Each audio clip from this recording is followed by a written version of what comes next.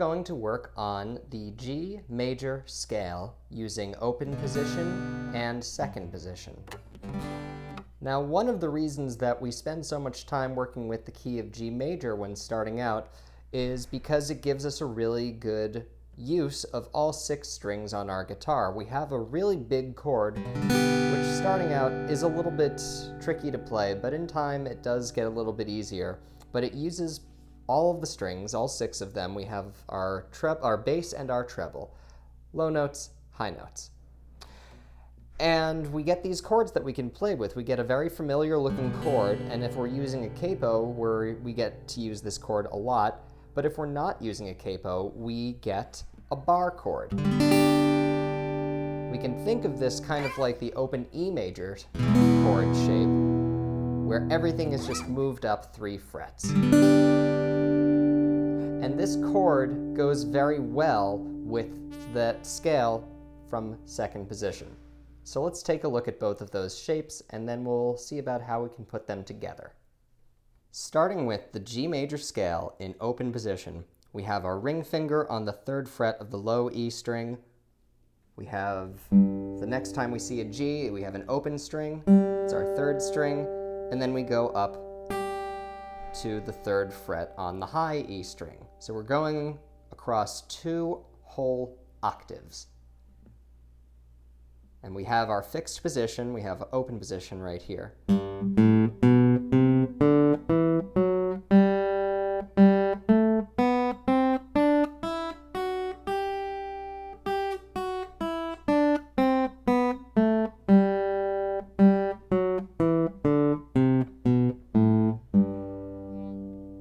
And once we get very familiar with that, we can start to identify the scale degrees and also the chord tones. So the scale degrees, of course, are 1, 2, 3, 4, 5, 6, 7, 8.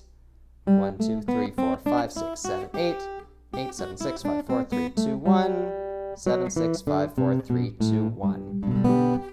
And of course, since we're in the key of G major, we have 1 sharp. It is F sharp. It's our 7th scale degree. So we have G, A, B, C, D, E, F sharp, and G, of course. Okay, now what are the chord tones? Those are going to be the root, the 3rd, and the 5th, and the 7th as well. But primarily, we're focusing on the triad tones, the root, the 3rd, and the 5th. And since we're focusing on G major, it's going to be a major 3rd, from G to B, and a perfect 5th from G to D.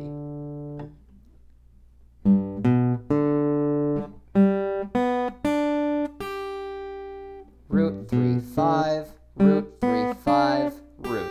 And if we want to add the 7, we can have root, 3rd, 5th, 7th, root, 3rd, 5th, 7.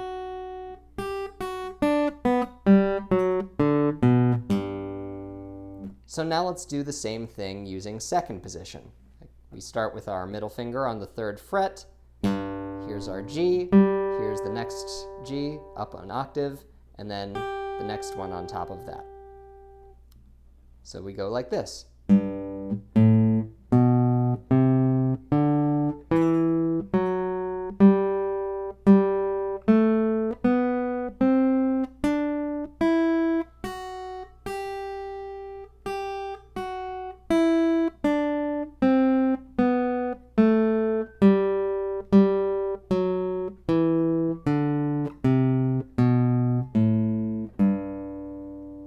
Now we're playing the same exact notes. We're playing the same pitches that we were playing using the open scale shape.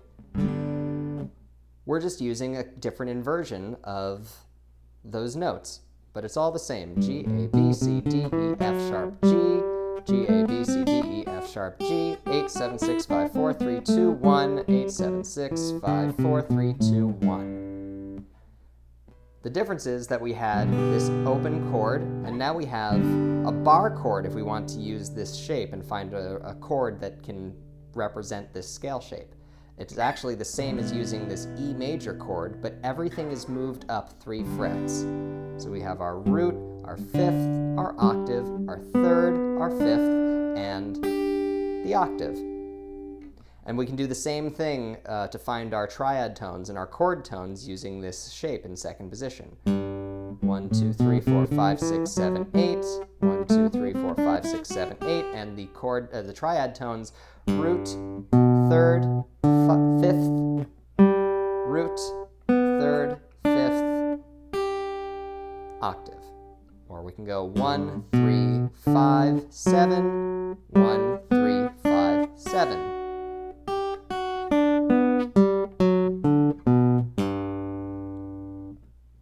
So once we become more familiar with just playing these shapes and getting familiar with that pattern of whole steps and half steps, which is the major scale, root, whole, whole, half, whole, whole, whole, half.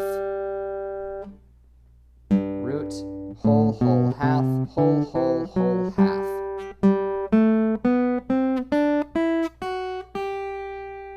We're going to want to put both of those scale shapes together from open position into second position. So we'll do that one octave at a time. We'll start down here from the open scale shape, and I like to find a pivot point. I like to say what is going to be the easiest way to transition from one shape into another. And for this one, we're going to target our pinky finger on the 7th scale degree. In this case, it's F sharp, and that's going to lead us into G, into second position shape. Normally, if we're playing an open position, we're going to end the scale on the open G string, but instead of playing the open G string, we're going to play the 5th fret on the 4th string, on our D string. So that's going to look and sound like this, starting from the open position shape and then shifting into second position.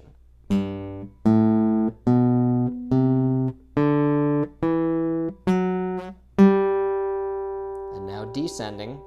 You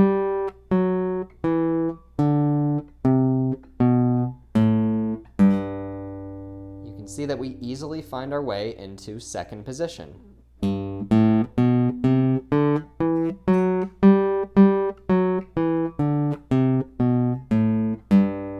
And suddenly we're higher up the neck. We have more options available to us than just staying in this open position. Now, open position is great, but eventually you're going to want to explore what's higher up on the neck of the guitar, and this is going to be the introduction of how to do that. So that's one octave. We can do that. We can go from open position into second position and then continue up the octave. We're already in second position here. And if we just descend,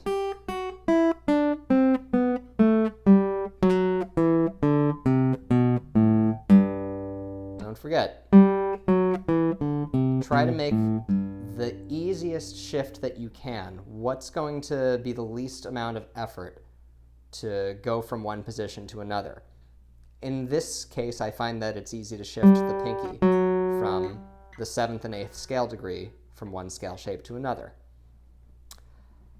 If we start from the open G string, we're already in somewhat of an open position, so we have to leave this position early to get into second position. That might look something like this. And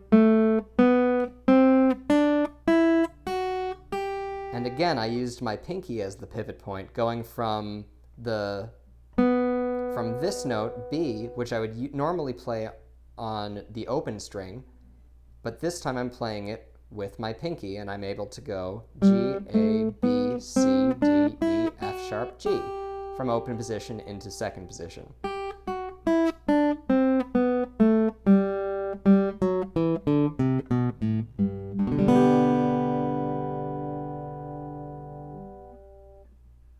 Let's harmonize the G major scale. We're going to do that using the G string and the B string, and we're going to go up the neck of the guitar using just those two strings. And we're going to find a pattern of chord shapes that are going to be major or minor in quality, or diminished. Now, I just want to note that when I say chord, we're going to be playing two strings at once, two notes at once, and technically when you play two notes at once, it is called a double stop. A chord isn't really a chord unless there are 3 notes or more being played, but I want to get you into the idea of recognizing what the chords are based on the major scale. And the chords based on the major scale are going to be in the key of G, major, A minor, B minor, C major, D major, E minor, F sharp diminished or F sharp minor 7 flat 5, and G major. Now what I just did is I played all 7 of those chords in open position, which is fine, but we want to be able to recognize the intervals, the major and minor third intervals. And it works very well to do that on just the G and the B strings, because we only have to remember 2 shapes.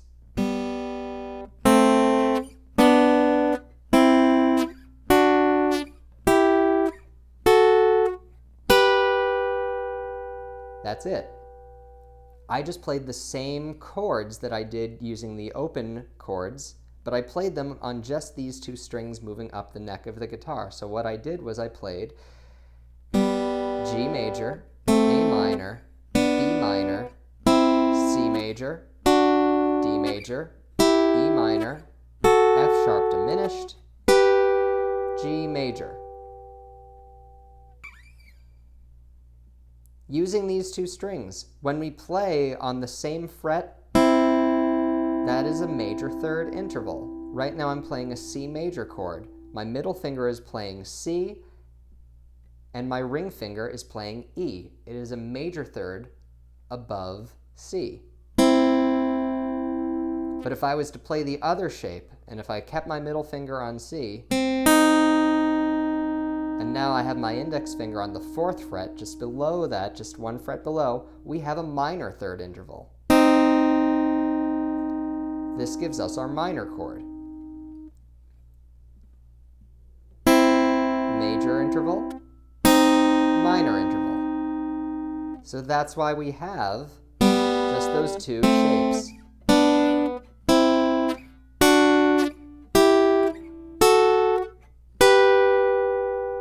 And remember, a diminished triad is a minor third plus a minor third.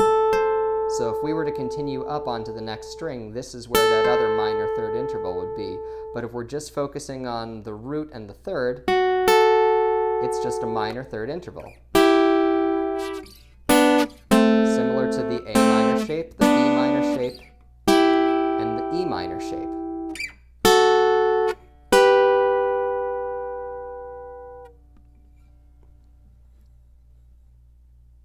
So now let's do the same thing, but let's use the D string and the G string.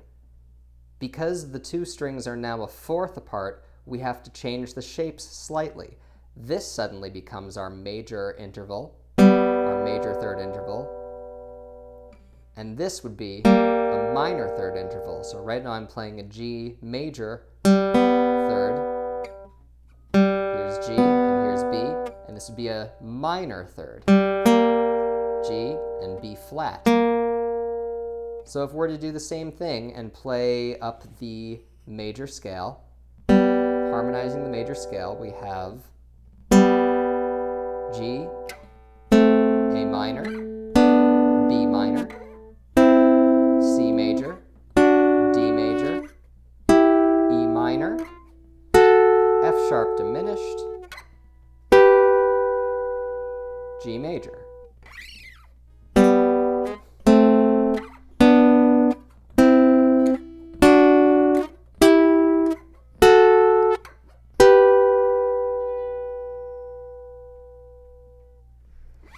Now the way I'm doing it right here, for example, is I'm using just my ring finger and my index finger so that I don't have to keep shifting around too much.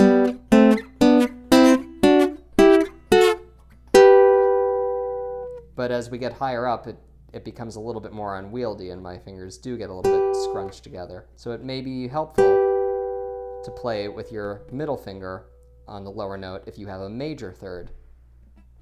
It may be helpful to play with your ring finger on the lower note if you have a minor third.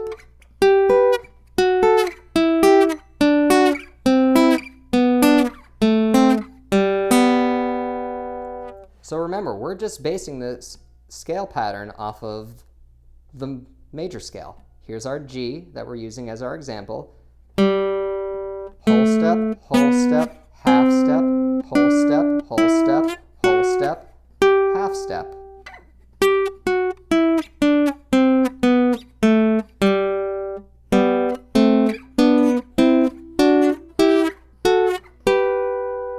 So you can play those notes at the same time, or you can play them individually.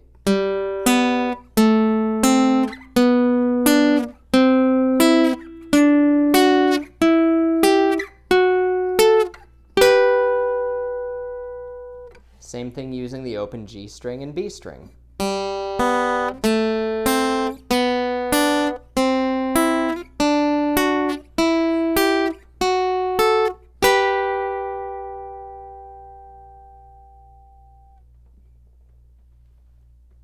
To recap, we've looked at how to identify the shapes of major third and minor third intervals using adjacent strings. We've looked at the G string and the B string, and we've looked at the D string and the G string. When we have it on the G string and B string, we have major thirds and minor thirds.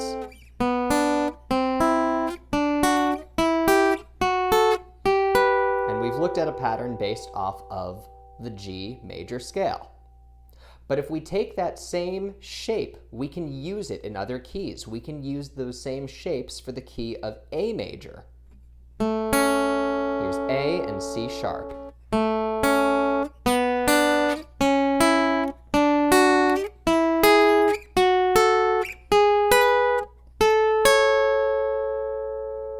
So the challenge is just to find your starting note. Once you find your root, you can make this pattern based off of any key. We're using A major as an example now.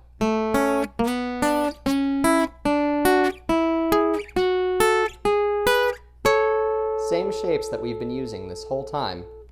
And we can do the same thing on the G and D strings in the key of A major. Starting here on the 7th fret of the D string, that's where we find our A. And then C sharp is just a major third above that. So we have this pattern.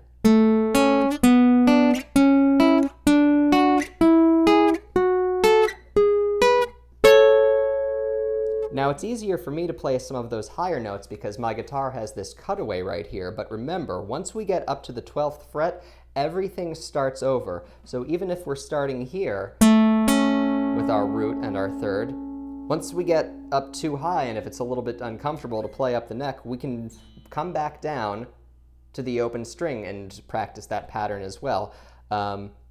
Here's what it looks like from the 5th of that scale, which would be a major chord because our 5 chord is major. So that would be our 5 major, our 6 is minor, our 7 is diminished, and our 1 is major. Continuing, minor, minor, major, major, because it's our 5th, 6th, 7 is diminished, and back to 1. And finally, we can take the same shapes that we've been working on and use C major as an example. Here it is on the G and B string. Here's C and E. Major, minor, minor, major, major, minor, diminished, major.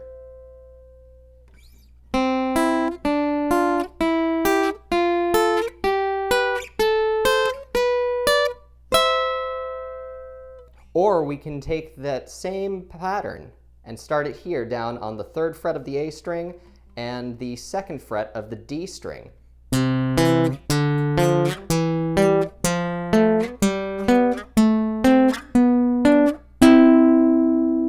It's all the same pattern in every key, that pattern of major, minor, minor, major, major, minor, diminished, major.